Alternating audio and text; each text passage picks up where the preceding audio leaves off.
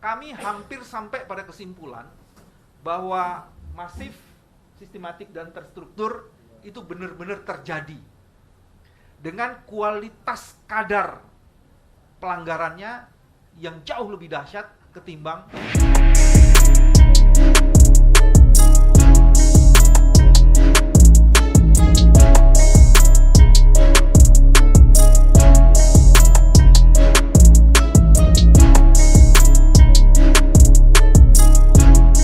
Allah. Apa yang dilakukan oleh Amin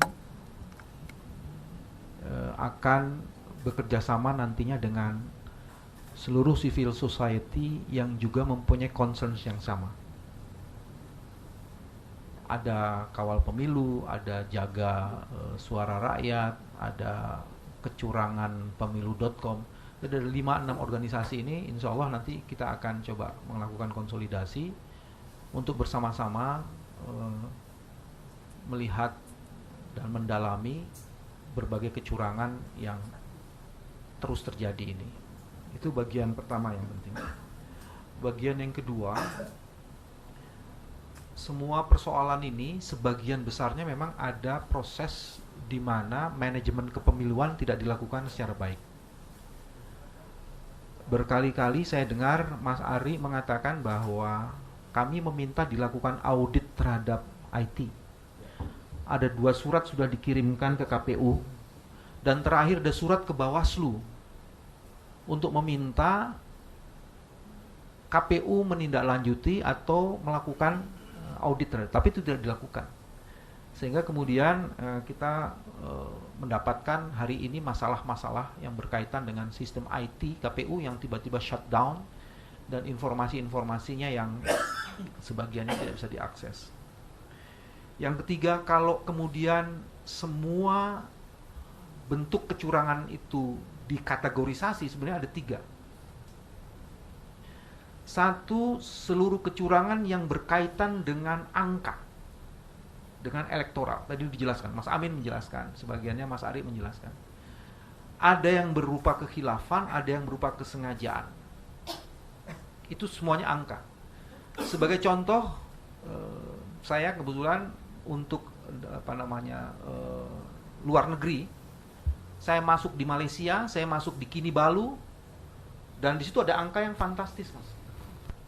Saya masih ingat tuh, nomor 1 kalau tidak salah cuma dapat 22, nomor 2 dapat 77, nomor 3 dapat 36. Itu di C1, tapi di C hasilnya nomor 1 alhamdulillah 22, nomor 2 8.077, dan nomor 3 80.032. 80.000, Mas. Jadi kebayang itu, angka itu fantastis sekali. Tapi yang menarik, begitu angka itu dikeluarkan, KPU buru-buru kemudian melakukan revisi. Nah, lagi-lagi sebenarnya bisa jadi kecurangan itu tersebar berserak dan luar biasa. Jadi angkanya itu nggak main-main. Kalau tadi yang diceritakan tuh baru 100, 200, 500. Ini ada yang ribuan dan puluhan ribu, nggak masuk akal. Ketidakwarasan itu terjadi dalam angka. Yang kedua sebenarnya yang menarik adalah angka yang kemudian masuk itu sebenarnya tidak bisa memuat kecurangan-kecurangan sebelumnya. Kalau money politik itu juga terjadi nih.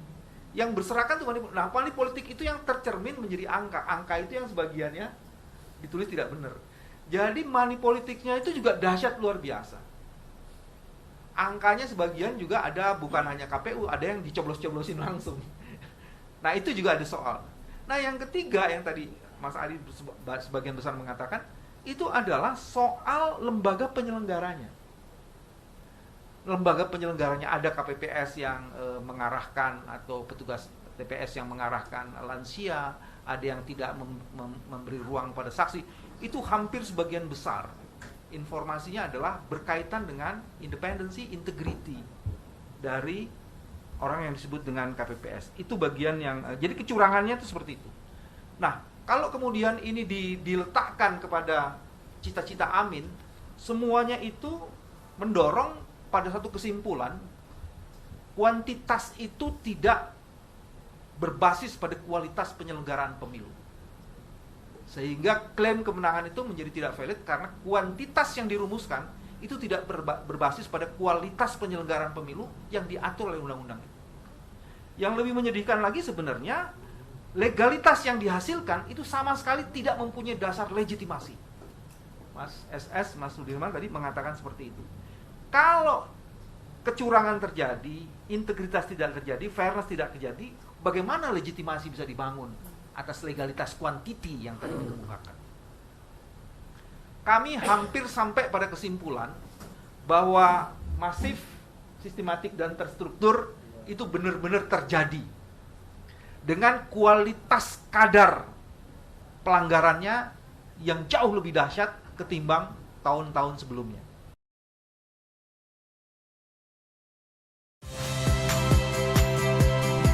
Saya Liviana Cerlisa. Saksikan program-program Kompas TV di siaran digital, pay TV, dan media streaming lainnya. Kompas TV, independen, terpercaya.